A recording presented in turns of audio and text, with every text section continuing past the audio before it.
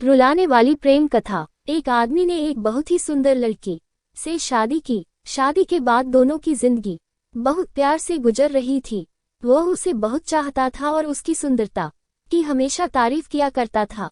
लेकिन कुछ महीनों के बाद लड़की चर्मरोग से ग्रसित हो गई और धीरे धीरे उसकी सुंदरता जाने लगी। खुद को इस तरह देख उसके मन में डर समाने लगा कि यदि वो बदसूरत हो गई तो उसका पति उससे नफरत करने लगेगा। वो उसकी नफरत बर्दाश्त नहीं कर पाएगी।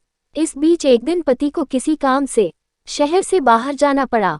काम खत्म कर जब वह घर वापस लौट रहा था तब एक दुर्घटना हो गई। दुर्घटना में उसने अपनी दोनों आंखें खो दी।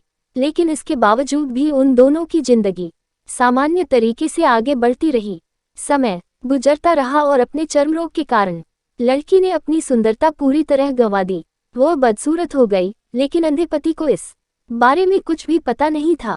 इसलिए इसका उनके खुशहाल विवाहित जीवन पर कोई प्रभाव नहीं पड़ा। वो उसे उसी तरह प्यार करता रहा। एक दिन उस लड़की की मौत हो गई। पति अब अकेला हो गया था।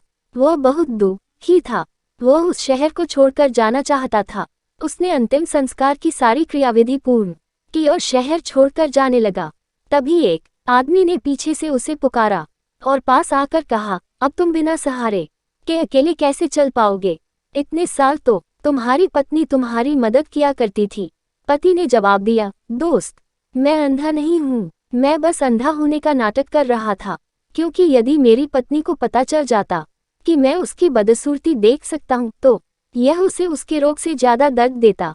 इसलिए मैंने इतने साल अंधे होने का दिखावा किया। वो बहुत अच्छी पत्नी थी। मैं बस उसे खुश रखना चाहता था। यह कहकर वो फाफक कर रोने लगा। दोस्त ने कहा कि तुम दोनों का प्यार सच्चा था। कहानी आपको कैसी लगी कमेंट करके बताएं।